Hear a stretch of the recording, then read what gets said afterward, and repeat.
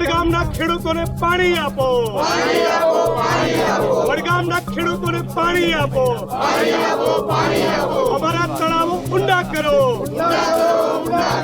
મુક્તેશ્વરના પ્રોજેક્ટમાં 17 તળાવોનો સમાવેશ કરો,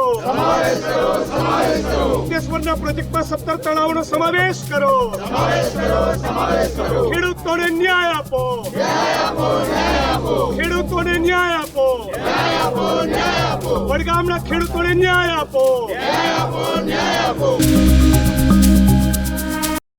બનાસકાંઠા જિલ્લાના વડગામના ધારાસભ્ય જિગ્નેશ મેવાણી પોતાના વિસ્તારના ખેડૂતો સાથે આજે બનાસકાંઠા જિલ્લા કલેક્ટર કચેરી ખાતે પહોંચ્યા હતા, જ્યાં તેમણે પોતાના મત વિસ્તારના 17 ગામ તળાવોનો ડિંડરોલ મુક્તેશ્વર યોજનામાં સમાવેશ કરવા કલેક્ટરને મળી આવેદન પાઠવી રજૂઆત કરી હતી. તેઓએ કહ્યું હતું કે હાલ ડિંડરોલ મુક્તેશ્વર યોજના અંતર્ગત નર્મદાની કેનાલનું કામ ચાલી રહ્યું છે અને પ્રોજેક્ટની જોગવાઈ મુજબ તેમજ સિંચાઈ વિભાગની ગાઈડલાઈન મુજબ જે ગામોમાંથી આ નર્મદાની કેનાલ નીકળી રહી છે એ ગામોની 3 કિલોમીટરની ત્રિજ્યામાં આવતા તમામ તળાવો ભરવાના થાય છે, પરંતુ તંત્રની બેદરકારીને કારણે અગાઉના વર્ષોમાં કરવામાં આવેલ ખોટી માપણીને કારણે કેટલાક તળાવ નીમ થયેલા નથી અને કેટલાક તળાવોમાં નીમ કરવાની માંગ કરતા ગ્રામજનો પંચાયતની અરજીઓ પડતર છે અને કેટલાક તળાવો અગાઉના વર્ષોમાં તળાવ તરીકે રેકોર્ડ પર હતા તે હવે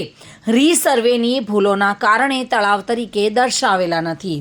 આ ઉપરાંત કેટલાક તળાવો ગૌચર હેડે દર્શાવેલ છે અને આ પરિસ્થિતિને કારણે 17 જેટલા તળાવો આ પ્રોજેક્ટમાં સમાવેશ પામેલ નથી અને હવે ગામોના પાણીના તળ પણ 1400 ફૂટ સુધી પહોંચી ગયા છે. માટે સરકારની સ્થાનિક ખેડૂતોની માંગ છે કે તળાવોના આ યોજનાઓનો સમાવેશ કરવામાં આવે. જો રાજ્ય સરકાર ખેડૂતોના હિતમાં નિર્ણય વહેલી તકે નહીં કરે તો ઉગ્ર આંદોલન સાથે વિરોધ પ્રદર્શન કરવાની ચીમકી પણ ઉચ્ચારી હતી.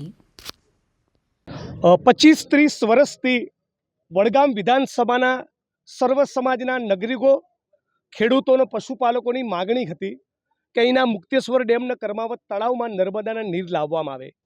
192 કરોડનો પ્રોજેક્ટ અમે લડીને વિધાનસભામાં સતત રજૂઆતો કરીને મંજૂર તો કરાવ્યો, પણ ડિંડરોલ પાટણથી શરૂ થયેલી નર્મદાની આ લાઈન જે મુક્તેશ્વર ડેમ સુધી પહોંચે એના રસ્તામાં આવતા 17 તળાવો, જેમાં બળાસર ફતેગઢ ગામનું 46 એકરનું તળાવ, આવા 17 તળાવો નહીં ભરવાનું આયોજન છે.